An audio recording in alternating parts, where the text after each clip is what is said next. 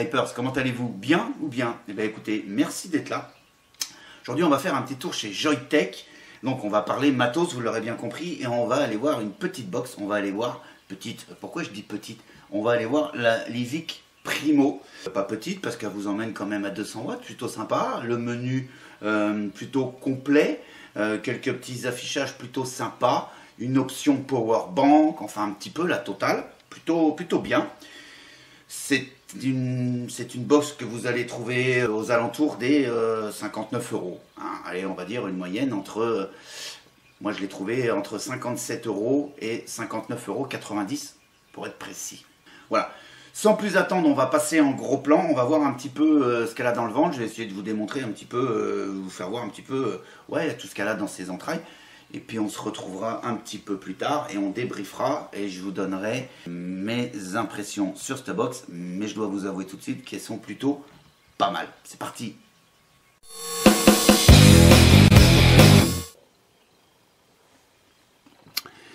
Donc nous voici sur la boîte de Livic Primo de chez Joyetech. Ici on va donc avoir le site Joyetech. Ici vous l'aurez reconnu, la box Livic Primo. Sur le côté, le petit logo Joyetech. De ce côté-ci, Livic Primo. Voilà.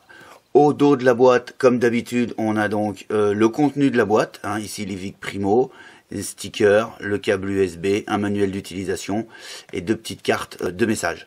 Ici, on va avoir le scratch and check. Ici, avec un QR code. Voilà. Le code barre également ici. On va avoir ici les couleurs disponibles. Donc silver, noir et rouge, black et silver, et black et gris. Ici, voyez-moi coché, donc j'ai la black et gris, et vous l'aurez également en bronze.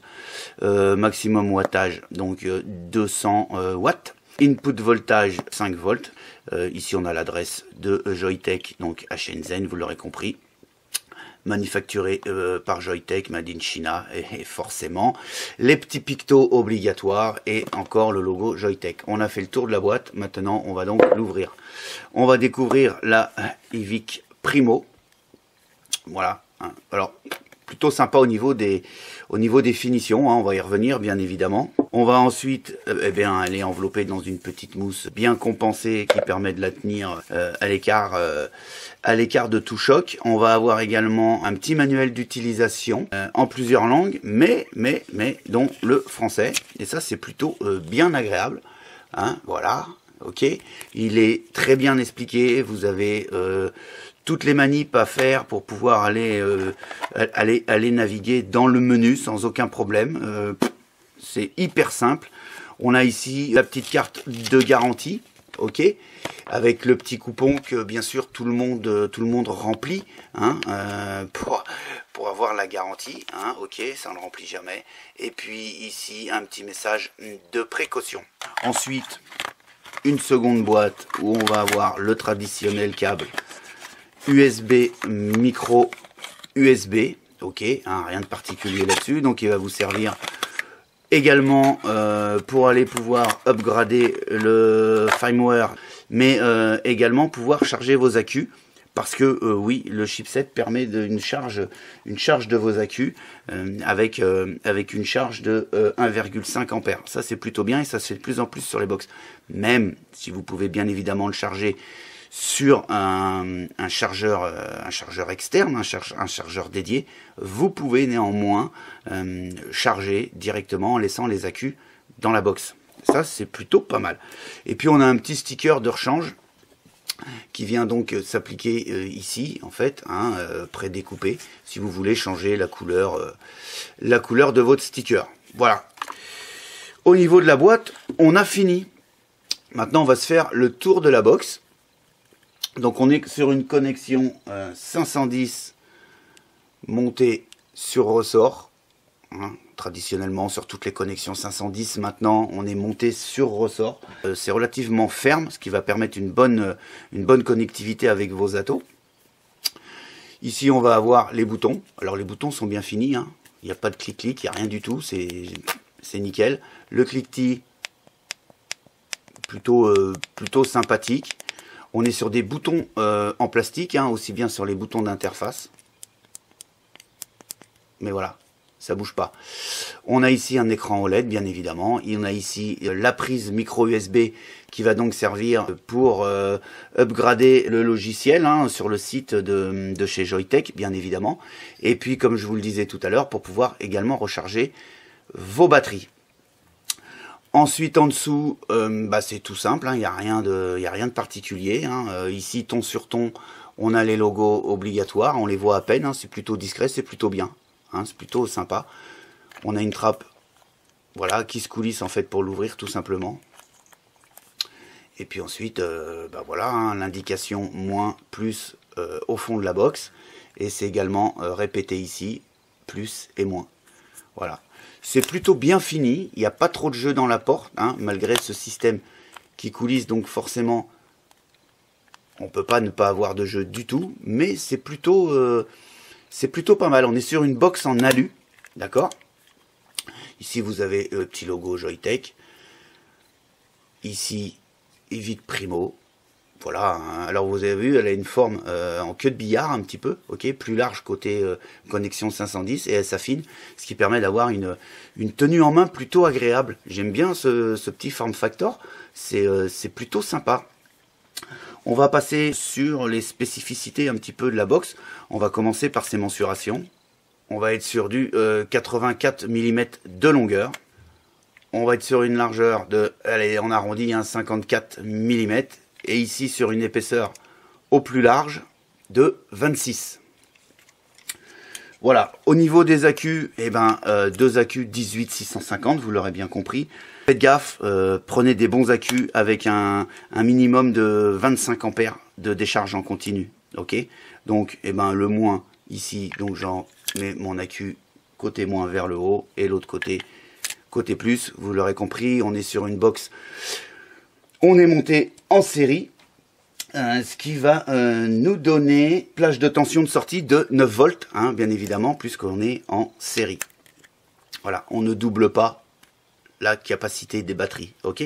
On a un poids accu à l'intérieur de 248 grammes. Et j'enlève les accus, sans accus,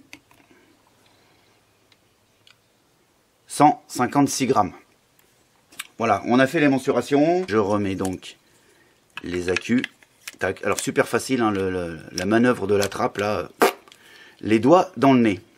Il nous reste plus qu'à aller faire un petit tour donc dans les menus. Déjà box éteinte, on va pouvoir déjà rentrer dans le menu en appuyant sur le bouton Fire et le bouton moins. Vous restez appuyé quelques secondes. On va voir l'indication de charge de vos batteries. Ici, hein, les deux batteries, hein, une à 4,3 volts et l'autre à 4,9 volts. En appuyant sur le bouton Fire et le bouton plus, en restant appuyé pareil quelques secondes, on va rentrer dans le menu réglage pour le mode TCR, ok. Donc M1, M2, M3, vous choisissez par exemple M3, M1, on vient appuyer sur le bouton Fire, on vient donc ici pour régler. Voilà, avec le bouton plus, avec le bouton moins. Voilà, pareil hein, sur le M2, sur le M3. On attend quelques secondes, ça va partir. Et puis, en appuyant sur le bouton plus et moins en même temps, on inverse l'écran. Ok, voilà. Ça, c'est où vous pouvez rentrer dans le menu box éteinte. Vous voyez, la box est éteinte. Pour l'allumer, eh bien, comme d'hab, hein, comme sur toutes les box, on clique 5 fois. Et on rentre donc dans le menu. On va tout de suite regarder un petit peu l'écran. Donc là, on est en mode power. Je demande 38 watts. On a ici l'indication du voltage, 4 volts 5. On a ici l'impédance de la résistance. Et on a ici l'ampérage. On voit ici également la charge des batteries. Si on clique 3 fois sur le bouton Fire, on va rentrer pour aller chercher les menus. Ensuite, avec le bouton plus, eh bien, on va avoir le Smart. Donc le Smart, c'est un menu tout à fait simple. Voilà, on va le valider. Ici, c'est l'affichage qui est plutôt simpliste. Vous montez, voilà, dans les watts, ok, avec une jauge, et puis vous redescendez de la même façon, ok. Là-dessus, voilà, on est vraiment sur un menu Smart. On reclique 3 fois. Et on va changer de menu. On appuie sur le bouton. Ici, c'est pour le réglage de l'heure, vous l'aurez compris. Ici, c'est parce que j'ai activé le mode USB pour le rechargement d'un téléphone ou d'une autre box. Ici, on rentre donc dans le contrôle de température. Là, on est en NI. On clique sur le bouton moins, on fait clignoter le NI. On vient appuyer sur le bouton plus. On va choisir TI SS316. NI, TI, SS316. On va rester sur le SS316, par exemple. On va valider. Ensuite, pour venir régler, par exemple, les watts quand vous êtes en contrôle de température, donc on va re-rentrer dans le contrôle de température. 1, 2, 3. Donc je suis bien en SS, ok. Je viens descendre en appuyant sur le bouton moins. Ici, je suis sur le power et en appuyant sur plus ou moins, je viens régler mes watts désirés. Donc là, moi je vais mettre une quarantaine de watts, ça me paraît... ouais voilà, allez, on va dire ça.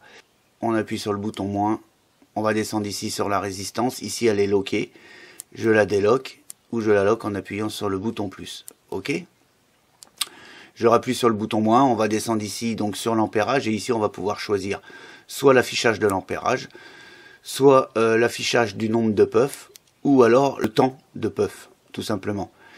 On va repasser donc en ampérage parce que moi j'aime bien avoir l'ampérage. Et puis voilà, donc vous allez agir sur les mêmes programmes quand vous allez être en TI ou en NI. Hein, là-dessus, il n'y a aucun souci. On rappuie 3 fois. Voilà. J'appuie sur le bouton moins. Donc on est toujours en SS. J'appuie sur le bouton moins, on va descendre, ça vous l'aurez compris.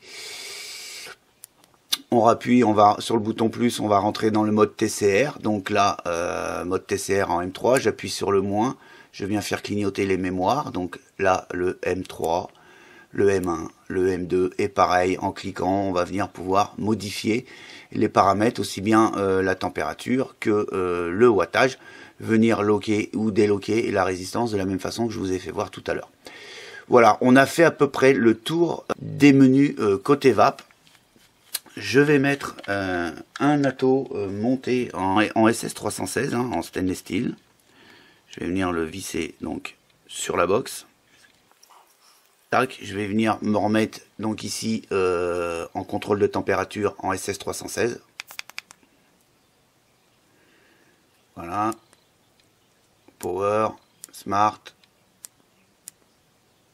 SS316, 200 degrés, 37. Je viens appuyer sur le bouton moins. Je vais venir loquer ma résistance pour pas qu'elle bouge. Et puis le reste, ça me va bien. Donc je valide, j'appuie sur Fire. Et puis on va regarder tout de suite ce que ça donne au niveau du contrôle de température. Donc j'ai une demande 200 degrés. Le coton est sec. Et on va appuyer.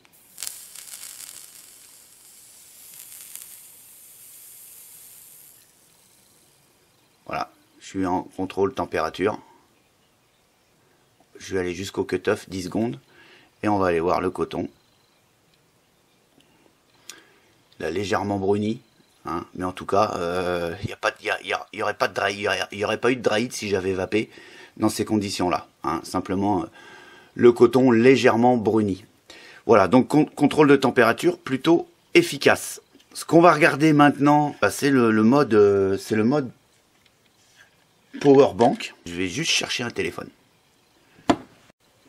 Donc, on va s'en servir comme power bank, ok. Donc on va venir y mettre un petit adaptateur comme ceci, voilà, qui vient se visser donc sur la connexion 510.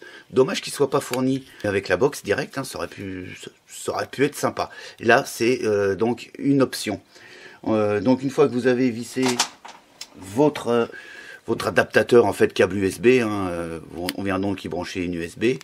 On va rentrer dans les menus en cliquant 3 fois sur le bouton power. On va appuyer sur le bouton plus et on va aller chercher la fonction ici USB, ok. Ensuite, il suffit tout simplement de venir y brancher un smartphone, par exemple.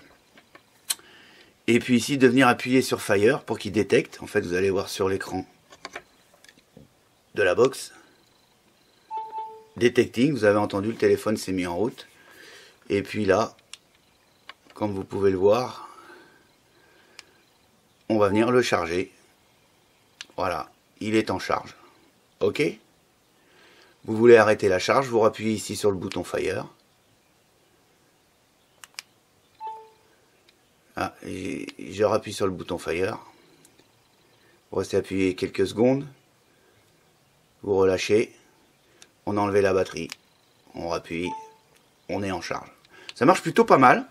Ça marche plutôt pas mal et ça va vous permettre de recharger smartphone, soit une autre box, soit autre chose qui puisse avoir besoin d'une charge. Voilà, on a fait à peu près le tour au niveau des menus. Enfin, en tout cas, je vous ai montré l'essentiel. On va passer tout de suite en plan large et puis on va aller voir un petit peu comment qu'elle vape cette petite Evic Primo.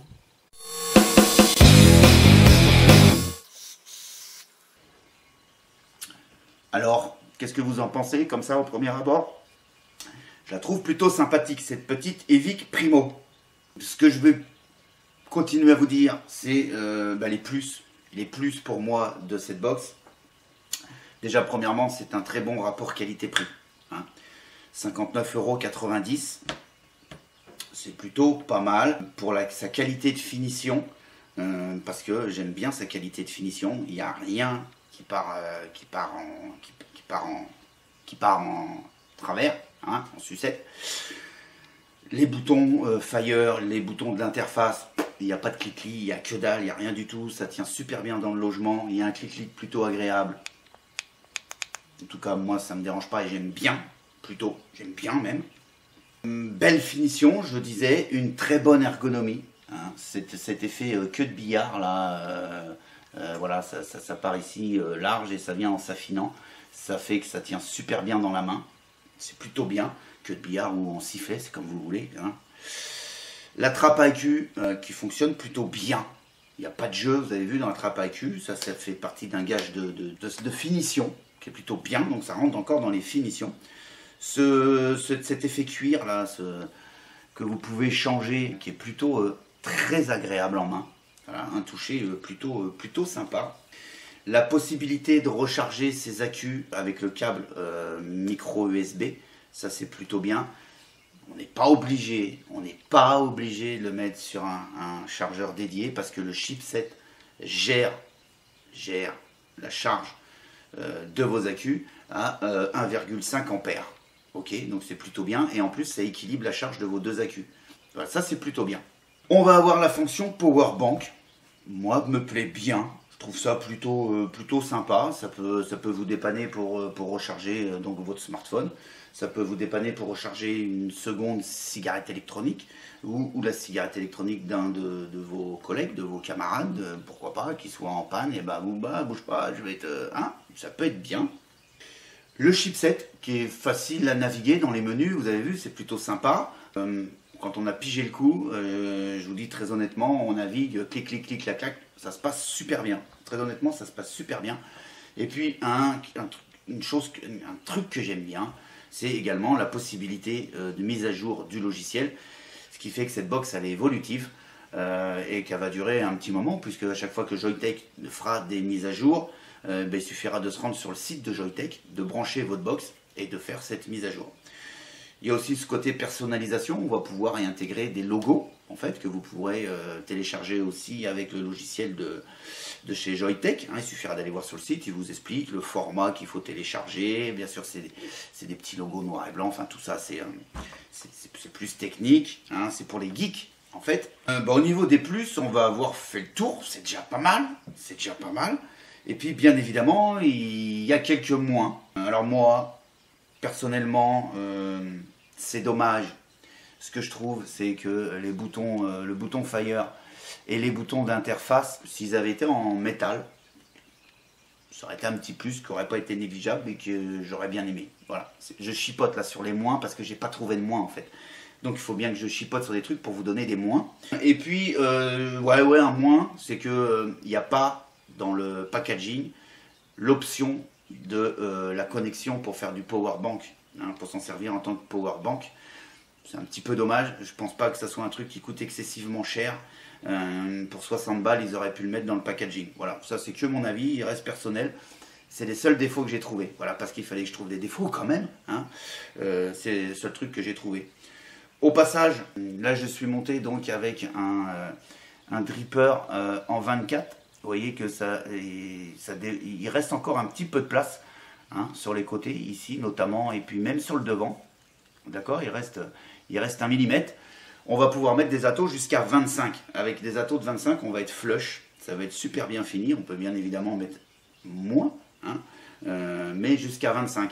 Au-dessus de 25, on va plus être flush. Et après, côté esthétique, ça plaît ou ça plaît pas, mais voilà, ça peut être dérangeant. Donc, si vous avez des atos d'un diamètre maxi de 25, la box là, nickel. Tout ça pour vous dire que elle existe en kit. Je vous en parle comme ça brièvement parce que c'est pas le but de la revue, mais elle existe également en kit avec un Unimax en 25 justement, hein, monté dessus. Donc faut le savoir. Hein, soit vous l'achetez comme ça toute seule et sans le Cliro, sans l'Ato, ou voilà, elle existe également en kit avec un Unimax 25. Voilà, ça c'était comme ça en passant vite fait. Et on continue la revue. Moi, je lui ai donc décerné une note de 4,5 sur 5 au sein du Vapelier, ce qui est plutôt, une très bonne note. Ce qui permet à l'Evic Primo de chez Joyetech de devenir top mode. Et d'ailleurs, comme ça, juste en passant, je vous le dis entre vous et moi, à mon avis, cet Evic Primo, on va en entendre parler en 2017. Alors, on n'est qu'en début 2017, donc il va encore sortir plein de choses qui vont être de plus... Mais celle-ci, comme sa petite sœur l'Evic, la mini Evic, hein, je ne sais pas si, voilà, pour ceux qui connaissent, qui a fait un carton, je pense que celle-ci, écoutez, elle devrait être à peu près dans la même lignée. Voilà, moi c'est un petit peu le pronostic que je donne. Voilà, j'ai bien été assez long. Sur ce, je vais vous souhaiter une excellente journée et plutôt une excellente vape, bien évidemment. Et quant à moi, je vous dis à très très bientôt pour d'autres aventures de la vape. Allez, à bientôt. Ciao, ciao.